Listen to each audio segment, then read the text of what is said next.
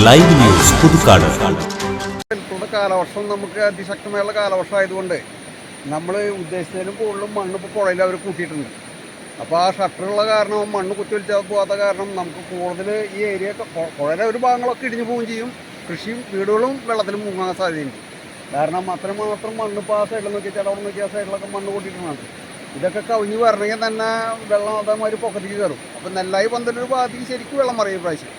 അതിന് മാറ്റമില്ല. കാരണം അവിടുന്ന് ആ ഒരു യു ടൈം പോലുള്ളവരുണ്ട്, അവിടുന്ന് ശരിക്കും വെള്ളം മറിയാൻ സാധ്യതയുണ്ട് ഈ പ്രാവശ്യം ഇതിൻ്റെ ആയിട്ട്. കാരണം ഇത് എത്രയും പെട്ടെന്ന് മണ്ണ് മാറ്റി പുഴേനെ പഴയ പോലെ തന്നെ ആക്കി തീർത്താലാണ് ഈ പ്രാവശ്യത്തെ വെള്ളം നമുക്ക് കുറച്ചൊക്കെ ജനങ്ങൾക്ക് കുറച്ച് ബുദ്ധിമുട്ടില്ലാണ്ടിരിക്കുള്ളൂ. അല്ലെങ്കിൽ ഒരുവിധം ആൾക്കാർ 2020 അടിയിൽ കൂടുതൽ മണ്ണ് ഈ പുഴയിൽ കിടക്കണം. ഇത് മാറ്റിയില്ലെങ്കിൽ ഈ പന്തലൂർ സൈഡും കാണില്ല, നന്ദിപുല സൈഡൊക്കെ മുങ്ങിപ്പോവും.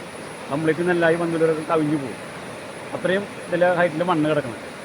മണ്ണ് പുഴയ്ക്ക് ഒലിച്ചു പോവില്ല, അടിയിൽ ഷീറ്റായിട്ടാണ് പുഴ കൊണ്ട് നിറച്ചണത്. പാലം പണിക്ക് വേണ്ടിയിട്ട് ഫുള്ളായിട്ട് ഇട്ടാണത്. ആ മണ്ണ് മാറ്റിയില്ലെങ്കിൽ ഒരു 20 അടി ഹൈറ്റിലുള്ള മണ്ണ് പുഴയിൽ കിടക്കുന്നുണ്ട്. ഇപ്പോൾ ആ മണ്ണ് മാറ്റിയില്ലെങ്കിൽ പന്തല്ലൂർ, നെല്ലായി, നന്ദിപുരം ഭാഗമൊക്കെ മുങ്ങും. 2012 കൂടുതൽ പ്രളയം വരും. അത് വെള്ളം കുറയുമ്പോൾ പെട്ടെന്ന് എത്രയും വേഗം പെട്ടെന്ന് മാറ്റാം. Live news Puthukkad.